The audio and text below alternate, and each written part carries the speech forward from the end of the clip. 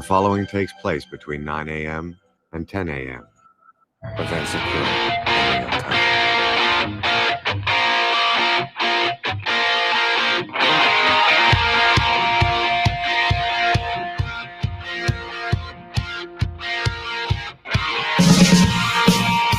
Hey, good morning, everyone. Welcome to FPC Radio Live. It's Thursday. We missed the last couple days, so we have a lot to get to as we're getting ready to kick off week 2 with the Giants and the football team tonight on Thursday Night Football. But since we weren't on the air on Tuesday, John and I are going to be doing our weekly quarterback power rankings.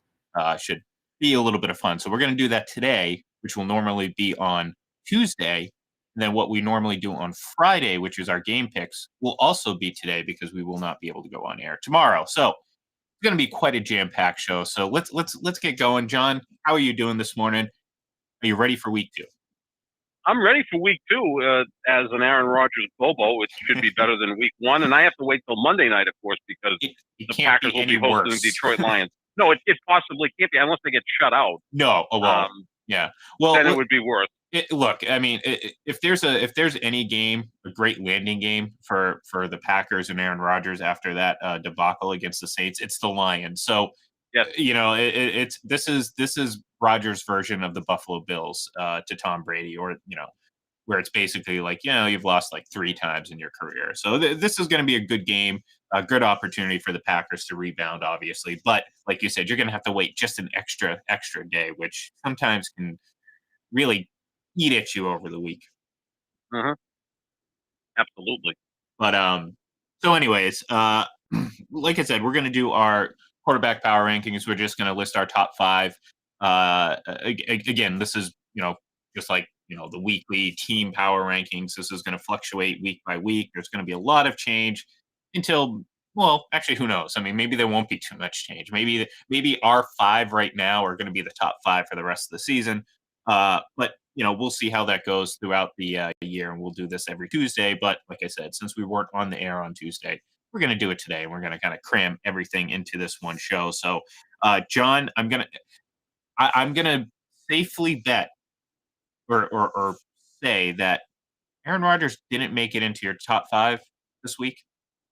No, not based on week 1. He's probably 35th because Justin Fields and Trey Lance, who played minimally for the Bears and 49ers respectively, played better than Aaron Rodgers did on Sunday against New Orleans. So we'll leave out of the top 5. He'll get back in there soon enough. I feel very confident about that. Do you want to do it in descending order? Yeah, you know what? We'll go 5. We'll go 5-1 to add a little bit of suspense to everyone out there listening, because I know people are chomping at the bit to get to it. So, you know what? I'll do. Yeah, we'll alternate. See, this is what we do, folks. We don't plan, so we're figuring this out on the fly today because again, plans were all thrown up in the air. So let's do this. We'll go back and forth. I'll start with my number 5. You go give your number 5, and so on and so forth. So I'm going to go with one half of the Thursday night duo from last week, and that's Dak Prescott. We both talked about our concern. I don't want to call them concerns. It's just hesitation into jumping in with both feet with Dak Prescott. Especially early on, because he needs to heal, he needs to recover, he needs to get over this injury. Well, Thursday night he showed he was pretty much over that injury, and they relied quite heavily on his arm to do the work. So I was impressed by him. I know, again, when it comes to anything in close relation to Tom Brady, the judgment and the opinions on it become incredibly skewed. So I've heard outrageous claims of Dak being this or Dak not being this. It's somewhere in between. I thought he had an excellent game. I thought he was really good. He was almost good enough to win that game, but he wasn't as good as his counterpart, but he was good enough to make it into my top 5. So number 5 for me, Mr. Dak Prescott. John? He put up 29 points against one of the best defenses in football, although I don't think Tampa's defense I was that going to say, good. they did not look like the 29th. No. Right? And look, no. I don't want to get into a long discussion about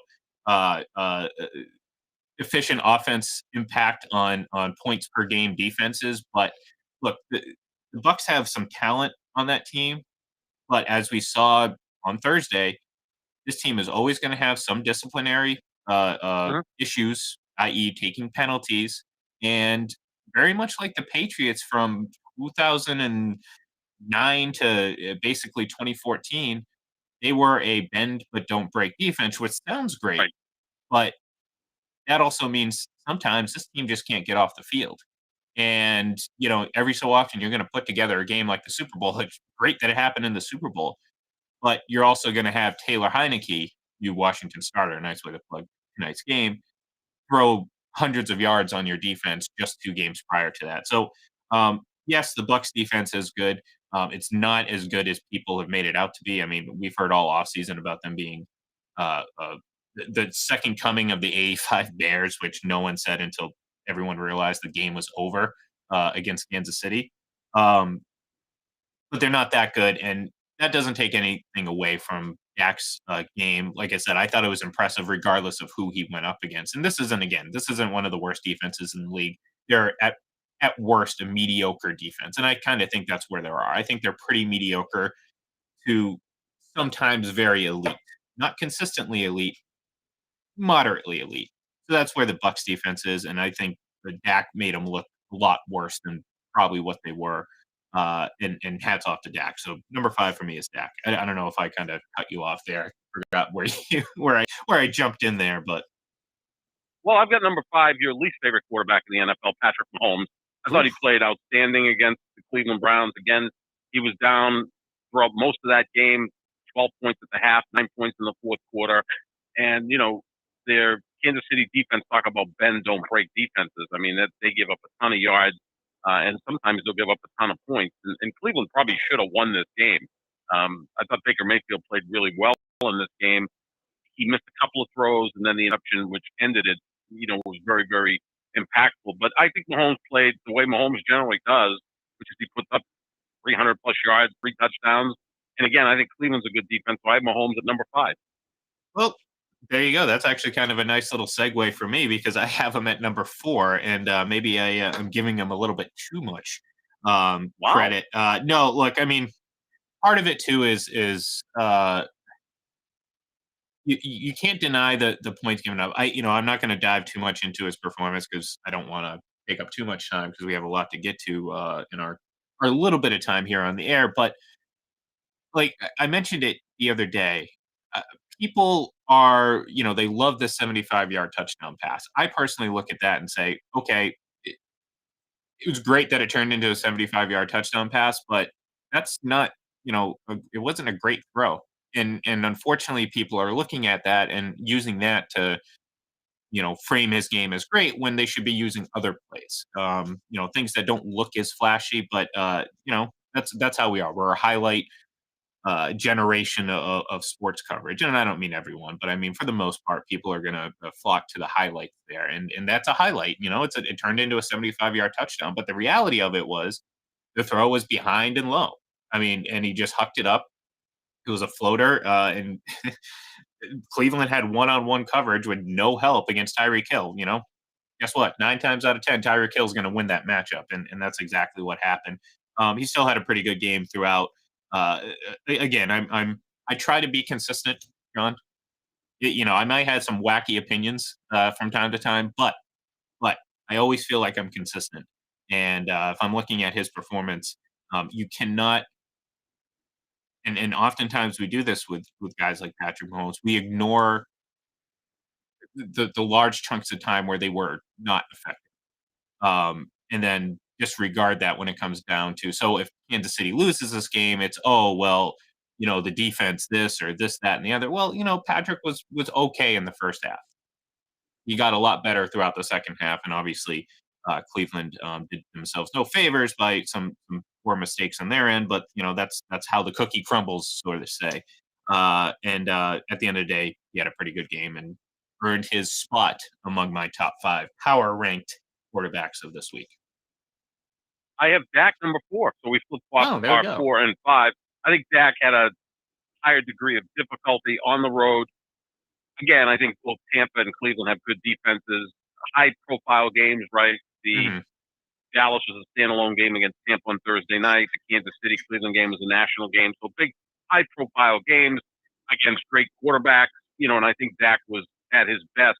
Again, considering that he didn't get to play in the preseason, he had some issues with his right arm. Obviously, we know what happened last year, the crippling injury, which he's coming back from. So I think it was just a very, very impressive performance. Also, Dallas was not able to run the football, which very few teams are going to be able to run the football against Tampa Bay Buccaneers. So I have Dak at number 4, but both Dak and Mahomes really played well in week 1. Maybe you put Mahomes ahead of Dak because he won and Dak lost, but I'm going to put Dak ahead of Mahomes because I think he really was going up against quite a lot there on Thursday night. And truly, that's the one area where the Bucs defense is truly elite, and that's their run defense. So again, I mean, I'm not saying that they're a bad defense by no means. I'm saying that they're probably not as worst as middle of the pack, but they're certainly not the elite level people have made them out to be. Because we saw the little tidbit from Monday night's game, the Ravens and Oakland, where Lamar Jackson, I think, got pressured on 52% of his plays, which was right at the same mark as Patrick Mahomes in the Super Bowl. And all we heard was no quarterback could ever perform under that type of pressure. Well, Lamar Jackson did. And I mean, unfortunately, obviously, they lost that game, but they were far more into it than the Chiefs were. So, yeah, so let's we won't go down that path because I get I get the feeling that I'm going to start downplaying Mahomes' play, and I don't want to do that right now. I'll say Who was your 4th best quarterback last week? Well, hey, look, there was a lot of great quarterback play here. I mean, that's the thing. It's no, there was. Then there was a lot of bad quarterback play. For sure. Aaron Rodgers, my guy. Hey, so I got to live with that until Monday night. You said it, not me. No, said it, not me. Look, I'm working on a column, which I think we'll probably drop by tomorrow. Ian, the heads up is we know how much I love LeBron James and Aaron Rodgers, my all-time favorite basketball player and football player, but they're both on the back 9. So I'm kind of in take development of who's going to be my next favorite basketball player and who's going to be my next favorite football player. I'm not going to reveal that right now. I want people to read the column. But one thing I will say is I will criticize my favorite players on or off the court or on or off the field. Not afraid to do that. I'm kind of like a proud papa, all tough love. So I'll criticize Aaron Rodgers when he deserves it, and he deserves it. He was god awful on Sunday. That's probably the worst game he's ever played, and it looked like he was totally disinterested. Yeah, like he wanted to be anywhere but in Jacksonville, Florida, and maybe I can't blame him for that. Look, but I don't know how many people want to be in Jacksonville, to be honest. That's true too. Once he heard the game was in Jacksonville, he goes, "Come on!" He does not play well in Florida. Is that not bizarre or what? I mean, maybe he's not a fan of Ron DeSantis. Maybe he just doesn't like the governor of Florida, which again, we know Aaron's pretty liberal, so I don't think he likes Ron DeSantis. Well, you also have to figure too that coming obviously from the upper Midwest down to very humid Florida. I mean, it takes time to adjust. So your body you're going to get and this isn't an excuse because so many players do it every year. They come down here early in the season, but that is a factor in how sometimes you can play. You add in the fact that you just didn't have a great game in general. It makes it even bigger. But no, look, I mean, eventually, I do feel like he's going to make his way back into our list. Again, this is power ranking, so we're going week to week. There's, there's very little history being used to rank these guys. Maybe a little bit of bias, but we'll get to that. We'll get to that in a little bit. But certainly not ashamed to admit that. No, my next guy, number 3, Kyler Murray. 4 touchdowns, 289 yards. I mean, he just, there's obviously always going to be long-term concerns about a player of not only his size, but what he does and how he plays the position, how much he runs and everything like that, because you just open yourself up far more to injury and nicks and knacks like that. So, but he certainly showed off how great he can be and just how dynamic he can be when he's on top of his game on Sunday. And I thought, again, I mean, this is a good sign for the Cardinals who, Deandre Hopkins he may be the best receiver in the league. I mean, it's so hard. I mean, we talk about it all the time. Like there's a handful of guys that often and always get mentioned, among those top receiver group, Devontae Adams, obviously in Green Bay. DeAndre Hopkins for sure. DeAndre Hopkins was great. I mean, of course, his very first touchdown catch was a toe tap. Only he could hold on to it type of catch. But Kyler Murray throws the ball well, runs the ball well. He was really good this week. So I got him at number 3. I agree with you. I'm not going to change my rankings just to be disagreeable with you, but I have Kyler Murray at number 3. I think we'll probably disagree a little bit later in these rankings, but Kyler Murray I have at number 3. He was sensational against the Titans, who surprisingly have a pretty poor defense. Right, you would think with Mike Vrabel being the head coach that they'd be all in. They've lost a lot, though. That was definitely a concern. They looked a lot worse than I thought they were going to be, but I did think that their defense was going to take a step back, just based on, again, the players that they've lost. And they weren't very good last year either. I mean, they weren't very good defense last year. I mean, they basically are an offensive team. Give it to Derrick Henry, and you get Ryan Tannehill, who's a nice quarterback, and you've got some great weapons for him, and you go from there. That division looks god awful right now. I mean, the Houston Texans are in first place, for God's sake. But I know Murray was sensational. I always root for him. I think he's one of the most fun players to watch in the league. He's barely 5'9".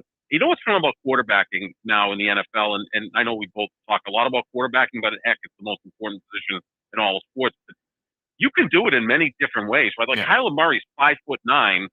Trevor Lawrence, who I think is going to be really good. Obviously, Justin Herbert, who I think is going to be even better, are both 6'6". So they come in all shapes and sizes, right? You've got, slight guys. You've got the big, strong, strapping guys like Roethlisberger or Josh Allen or Carson Wentz, and then, of course, you've got Brady, who I don't think people realize is a solid 6'5". He's a big guy. So they come in all different shapes and sizes, different ways they throw. That's what makes it so fun. There used to be a time years ago where, okay, we got to get the quarterback who's 6'3", who can throw all the passes from inside the pocket, and we go from there. Now you can kind of reinvent the position on the fly. But Kyler Murray was sensational. I have him at number 3. Number 2 for me is Mr. September and Mr. October, Russell Wilson. I kind of backhandedly compliment him.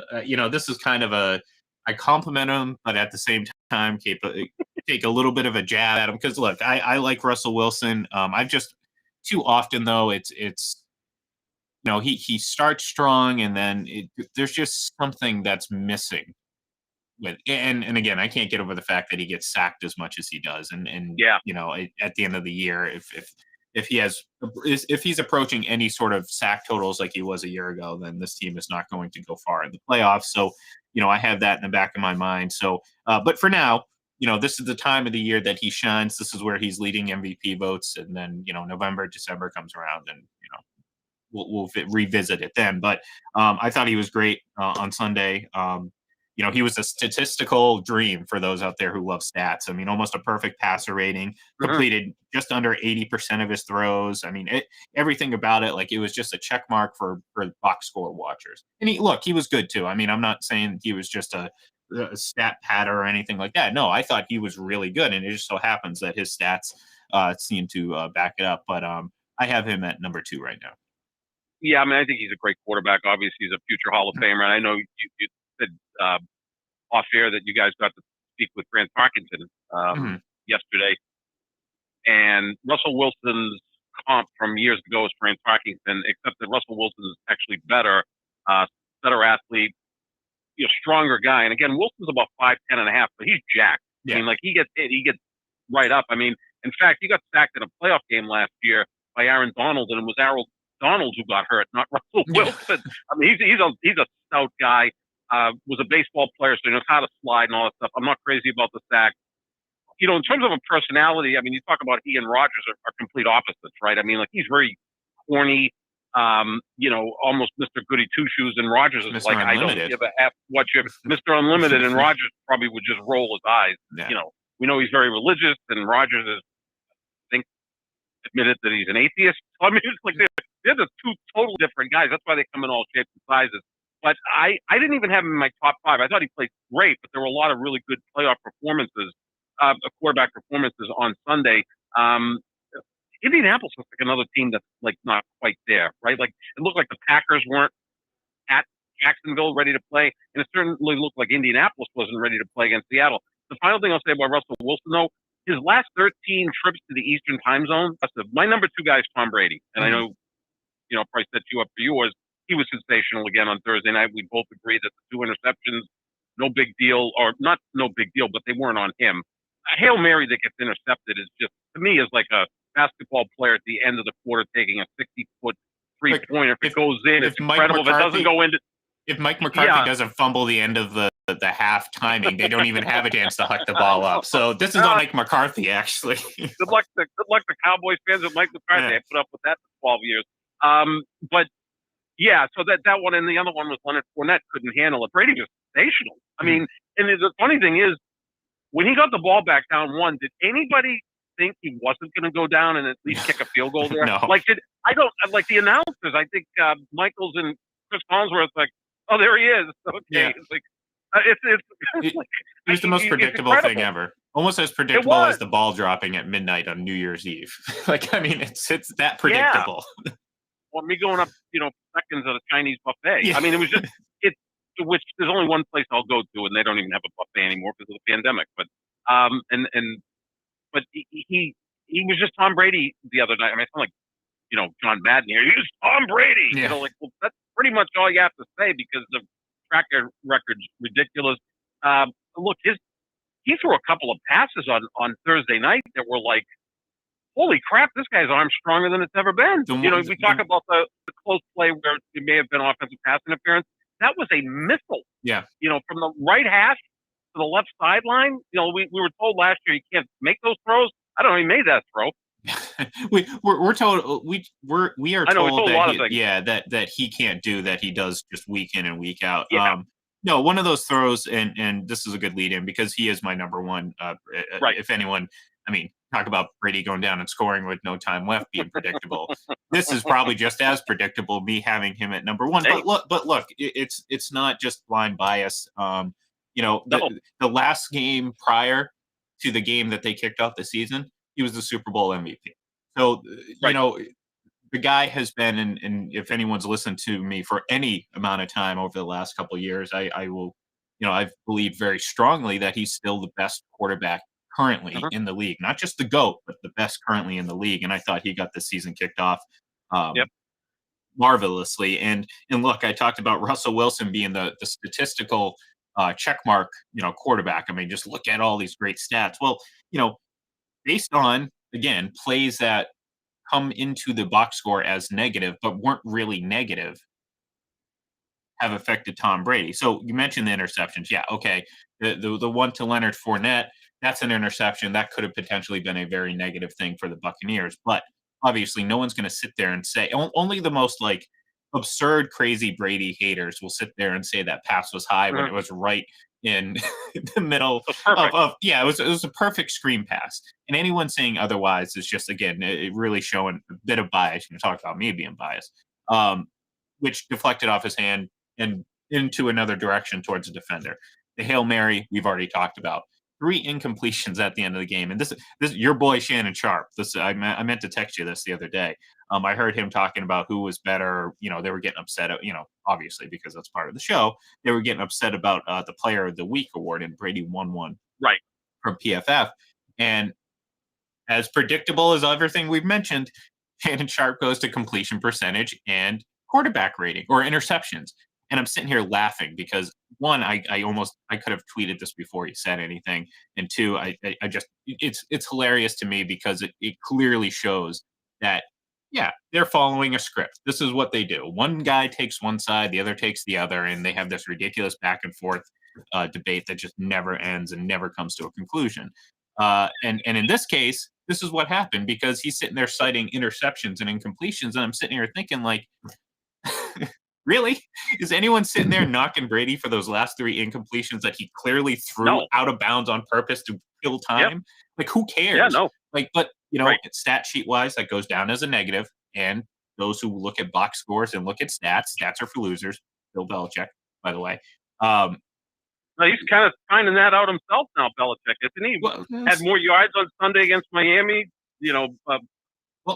and still find a way to lose. I don't know, but maybe Belichick's going to eat his own crow this year. Well, my feelings on the Belichick Brady debate. Well, I mean, I'm actually stronger on that than you are. Like I think. Look, continue on. That's a whole other show we're going to do. Well, I will say real quick that the thing that, dude, let me just say this: when people keep shoving down my throat, Bill Belichick is the greatest coach in football history. Look, I wrote a column about a year ago, and I had him as the third greatest coach in pro football history, and you could not imagine the blowback I got. All I said was there's two guys in the history of a sport that's been around for 100 years that are better than him. And people slipped out. And we're kind of seeing that, it was more Brady than Belichick. Well, that's all I'll say. I'll say this in my feeling in general is that players, and again, I've said this before, Bill Belichick would agree with me because he said this.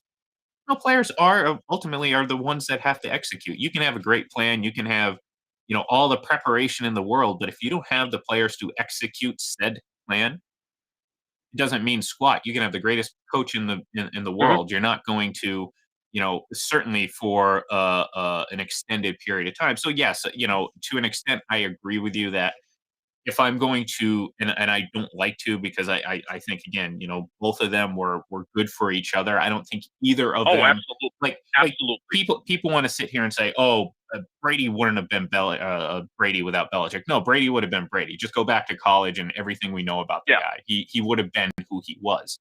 It doesn't mean Belichick had to help him a lot to get there, though. Exactly. But vice versa. Bill Belichick wouldn't be who he is without Tom Brady and without that rock of consistency, and not just consistency, but elite consistency. I mean, just, we do this exercise a lot because, again, unfortunately, the defenses get more credit. I'm not taking credit away from the defenses, but for a majority of that Patriots run, the elite offense was the driving force of that dynasty. And it made up for quite a bit of, I mean, Julian Edelman was playing defensive back in a playoff game, for Christ's sakes. People are again. See, this is actually Troy Brown as well. Remember Troy Brown? Yeah, Troy Brown, exactly. 2004, because let's not forget Ty Law got hurt midway through the season in 2004. Yeah, he didn't play in the playoffs. He wasn't there in the postseason. Yeah, no, I mean, certainly I think Brady's the greatest quarterback ever. I think Belichick's the third greatest coach ever. I mean, that's not a slight against them, but yeah, no, you're right. I sometimes get pushed back about that, but back to Brady. I mean, the Skip Shannon thing. Skip makes you look like a Brady hater, actually. If that's possible. Yeah, well, like you said, 70% of what he says you agree with, and then he goes completely off. Then he goes, the Bucs are going to go undefeated, and I'm like, are you? God. Oh no, Brady's never going to throw another incompletion. Yeah, he's greater than God, Jesus, and whoever, and Gandhi, Mother Teresa. He goes and he takes it to the next level. So Shannon, who sits there and he's making about $3 million a year. Got to do something besides just nod his head. So I can't blame him for that. Although I think Brady went on Shannon's podcast. I think he went on and they had a Facebook post, and Shannon admires the hell out of him. Any player does. It's just sometimes you have to kind of play a little bit of a role, or else it's going to be Skip Bayless going on for an hour and a half about Tom Brady. Well, hey, I wouldn't mind. Like I said, if I could just cut his mic, if I could just cut his mic out at a certain time, I would be okay. Because, like I said, I mean, a lot of the things that he says, I agree with. But then again, it gets to off the rails point. That's when I'm just that's when I'm that's when I'm Homer backing up into the bush, and I'm just like, all right, we're not doing this anymore. But he claims that Brady's cost, that Belichick cost him 3 Super Bowls. Yeah, I think you could make a case he cost him 1. I mean, the Philadelphia one, but that's silly. That's silly. But back to Brady was sensational on Thursday night. It was quarterback 101 in year 22. I mean, that's well, and real quick, that one of those passes you were talking about, the one that whizzed by Micah Parsons' head, and he didn't even turn. I mean, that was that one to grunt. I mean, it was just the ball placement, the accuracy, the strength of the throw. Crazy. The guy's the best quarterback in the league still, and he's right there. Yeah, I'm with you. I have him at number 2 for just a week. Yeah. My number 1 guy is the guy who I picked to win the league MVP. I thought he was incredible Sunday night. It was an easy win for the Rams, but he made it look easy, right? Didn't he? Yeah. I mean, like Matt Stafford. Wow. I have him. I'm thinking to myself, I'm like, oh man, I completely forgot about Mac Stafford. Yeah, Mac Jones and Mac Stafford. Mac Jones. Yeah, I'm going to call him that. So Matt Stafford, I thought, was the best quarterback last week. I mean, he did make it look so easy against what is a good defense. Yeah. I mean, I don't think the Bears are quite what they were 3 years ago when they won the division and, they were shutting teams down. But he made it look really easy. And it can be in that system. So I have Stafford as the number one quarterback, but, Brady right on his heels. And I think that's probably going to be the NFC Championship game unless the Packers wake up and, look like they give a crap. Yeah, not just the quarterback, the whole team that seeps into. Yeah, and look, I'm sitting here thinking, scratching my head. It's like, how did I forget about Matt Stafford? But again, it just kind of speaks to how many good quarterback performances there were this weekend. Because like I'm sitting here thinking, well, who am I going to kick off my list? This is kind of like that Hall of Fame. Same thing here. Yeah. The Hall of Fame problem is like, well, you have all these great candidates. Well, who do you kick off the list? Well, it's a little bit hard. Maybe I'll kick Patrick Mahomes off. No, I'm joking. That would be an absurd leap of logic. Go for it. Go all the way. See, if you want to be mini Skip Bayless, you got to learn to do that. No. Because $6.5 million a year, that wouldn't be bad, right? Okay, yeah, I can do that for $6.5 million a year. $6.5 million a year to sit there and spew some nonsense, some truth. But like when Skip, who again is anti-LeBron James, ranks him as the 8th greatest basketball player ever, kind of laugh. But yeah, he goes all in. I mean, that's one thing. Wrong and strong is better than right and weak. That's what political columnists and pundits told me before. So.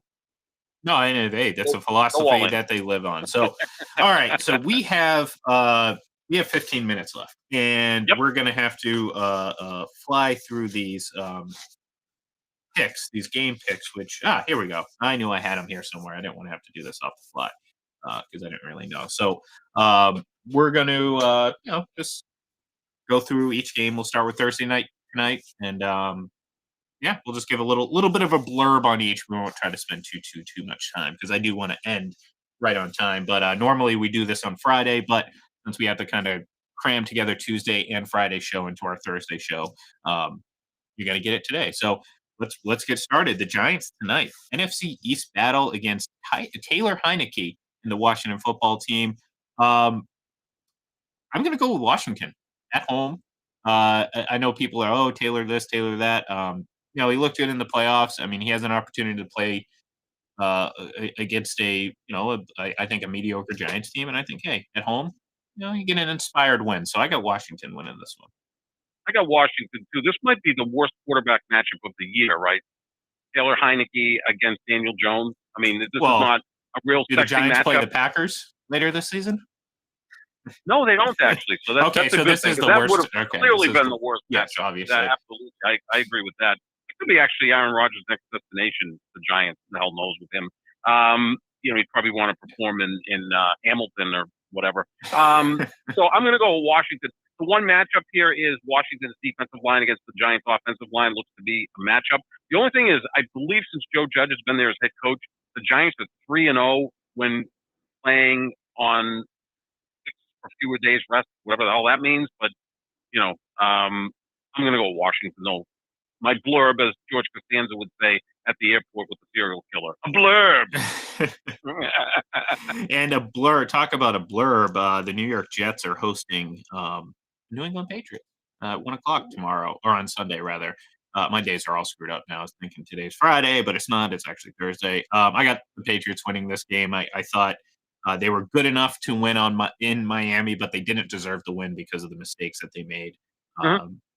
I think they get those corrected against a team that I think is a little bit worse. Although, it'll be fun to watch Zach Wilson, 2 rookies going back to back. But I got New England in this one, picking up their first one in the season. I think they're going to win this one handily.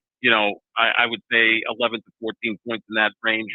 24-13, 27-13, whatever the case may be. I like the Patriots handily here. I think they play better defensively. I thought their defense was a little disappointing against Miami. They couldn't get off the field when they really needed to. And I think that, Mac will play even better in his second game. It's going to monitor Trent Brown.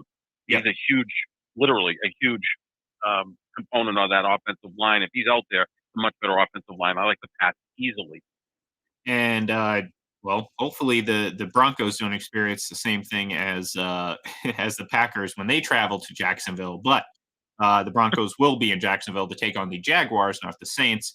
I got Denver in this one. I don't know what I was thinking last week, even against the Well, actually, no, I know what I was thinking. They were going up against the Texans, so of course I picked the Jaguars. Although Right. in hindsight, it seemed like a foolish decision because the Jaguars just, they jaguared. I just think Denver's a better team right now. So give me Mhm. the Broncos in this one on the road. Yeah, I'm right with you there. I mean, is there a worse franchise in all of sports than the Jacksonville Jaguars right now? I mean, one game into the season, we're hearing rumors that the first-year head coach might be ready to leave and go to USC. Well, we're hearing uh, those rumors the day he signed his contract. yeah, man, talk about a guy who's Urban a Meyer. flight risk. Woo, talk about a guy who's a flight risk, Urban Meyer. Yeah, they should Yeah, take no, his passport and everything like that. Exactly, yeah. Treat him like he's going to trial and just say, no, look, this you got to ask permission to leave the state. Exactly. Yeah, no, I like Denver in this game again.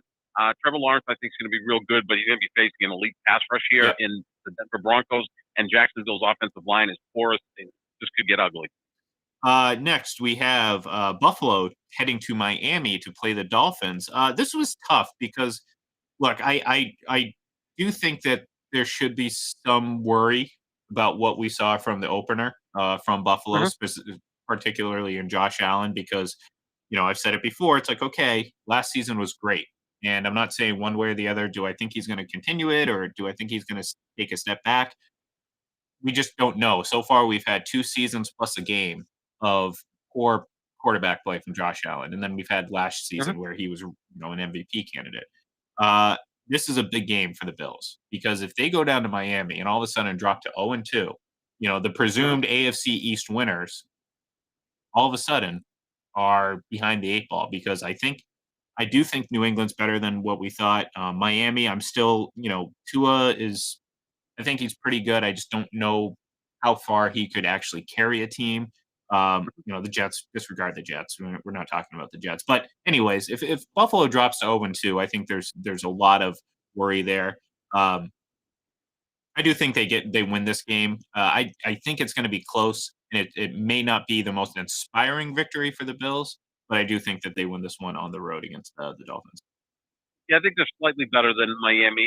Look, Brian Flores is one of the top 5 coaches in the league because I think he does it with mirrors, bubble gum, plastics, toothpicks. I mean, I don't think they're the most talented roster, but he creates their defense to get a lot of turnovers. They play great special teams. They do the best they can with Tua. I think is very limited, but I do think the Buffalo Bills will come out strong on Sunday and get back to 1-1. San Francisco at Philadelphia. 49ers, Jimmy Garoppolo is another quarterback that played pretty well on Sunday. Definitely not well enough to crack our top 5 because it was such an exclusive list. But another road team heading, towards a victory, in my opinion. I have the 49ers taking on the Philadelphia Eagles. Actually, the NFL has them taking on the Philadelphia Eagles. I have them beating the Philadelphia Eagles, making it 4 road teams in a row winning.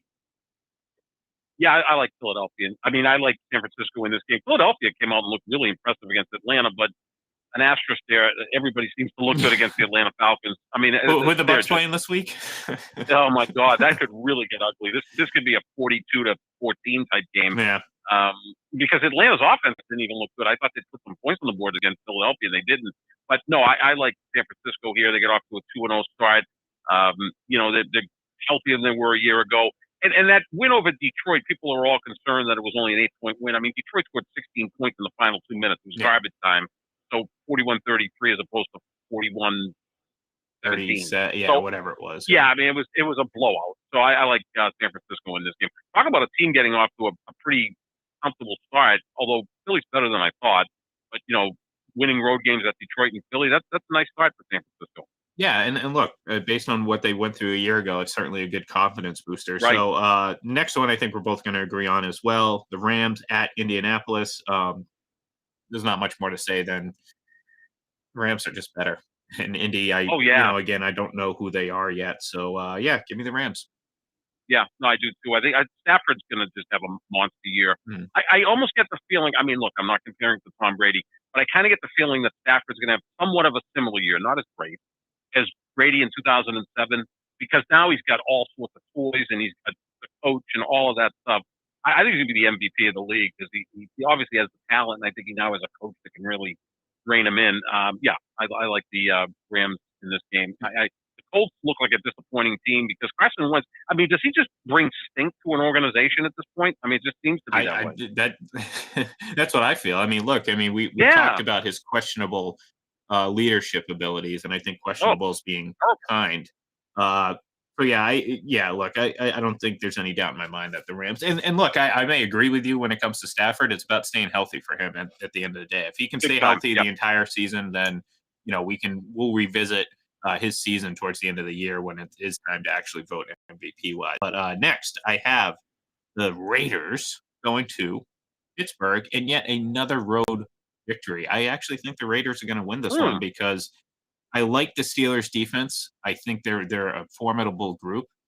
But Ben Roethlisberger's done, and he was not good against a team that also had a not good quarterback. So, I just give me the Raiders in this one and a bit of a surprise upset, if you want to call it, over Pittsburgh. Yeah, I'm going to go with Pittsburgh. The Raiders Derek Carr has been pretty pedestrian on the road for the most part, although he did beat Kansas City last year in Kansas City. I think that the Pittsburgh pass rush is elite. Obviously, TJ Watt's one of the 10 best players in this league. I mean, he again, on Sunday, without much of a training camp, looked like the best player on the field. So I'm going to go with Pittsburgh at home. This is like the old-time rivalry, Pittsburgh and Raiders. So, be kind of a fun game, but I'll go with Pittsburgh. But the Raiders, again, this is John Gruden's fourth year. It's getting a little bit impatient on the part of owner Mark Davis. I mean, he's laid out $100 million for John Gruden, and he's, 19 or 20 and 29, and this is fourth year. Yeah, it's not good. I mean, it's certainly not worth the money, in my opinion. No. What do we got? We got 8 games left, so we'll fly through these. Them. Yeah, we'll breeze through them. We'll Drew breeze through them right now. Okay. Not even a blurb. Not even a blurb. Cincinnati at Chicago. The Andy Dalton Bowl, if you want to call it that. I think Chicago wins this one at home. I think they're, Chicago. I do too. Their pass rush, I think, will get at Joe Burrow. Their offensive line's not good in Cincinnati. I'm with you on Chicago. Next, we have Houston at Cleveland. Cleveland, obviously, victory snatched out of whatever the hell that. I don't even know. I'm not even going to try it because I'm going to make myself sound like an idiot. But Cleveland had a chance to win against Kansas City. They blew that. I don't think that they're going to blow this against Houston. I think Houston had a nice first week. I don't think it repeats. So give me the Cleveland Browns in this one. Yep, right with you. It should be a blowout. Next, we have NFC South battle between the Saints and the Panthers. A quarterback that we didn't even talk about, and he threw 5 interceptions. That was 2019. 5 touchdowns. He's done that before, trust me, he might do it this week. No, not this week, because I do think New Orleans wins this game. Because when push comes to shove, I just don't believe in Sam Darnold. So give me the Saints. I'm going to take the home team in an upset. I like Carolina. I like what Matt Rule's doing with that program there. I'm going to take Carolina in a slight upset over New Orleans. I think there'll be a bounce down theory by New Orleans, who were nearly perfect against the Packers. The Packers did help, but I think that I like Carolina in this game. Yeah, I definitely don't think New Orleans is as good as they looked Sunday, but I do think they will be good enough to beat Carolina. So next we have Arizona hosting the Vikings. Give me Kyler Murray in the Cardinals again. I like it. I like them. This is my upset special of the week. I like Minnesota in this game. Again, I think Arizona was so good against Tennessee. Can they play that well? Minnesota is just kind of a perplexing team, pretty talented. I'm going to pick Minnesota in an upset because I like Arizona, but I'm not totally bought into them. Next, what could be quite a stat padding game for Brady and the Bucs offense. Tampa Bay hosts Atlanta. The Bucs. I don't need to say anything else. No, name the score. Plus, they get a few extra days to prepare for this. They played on Thursday night. Oh God, yeah. And they're home again. This is going to be a massacre. Yeah. Enjoy the game, folks. You're gonna have a lot of fun, Bucs fans. Seattle hosting Tennessee. I think we're both going to agree on this one too. Seattle at home against a team that again, not only did their defense look questionable, their offense did too, and that is what should be most concerning because over the last couple of years. The Tennessee offense has been a underrated but very good group, and they did not look as such this past weekend. So give me the Seahawks in this one. Mr. Unlimited, Mr. September will dice up the Titans, and Seattle names the score. Next is John's potentially new favorite quarterback hosting the Dallas Cowboys. Chargers at home. This is a tough one. I do think the Chargers are going to win this one at home, but this was kind of tough. I went back and forth a little bit on this. This might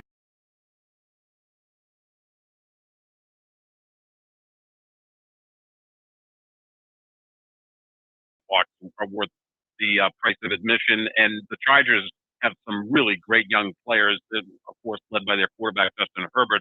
This has a chance to be a great game. Slight advantage to the Chargers. I think they're right now a team that's going to be heading in the right direction. Dallas does have a slight edge in that they played on Thursday night too, so a few extra days to prepare.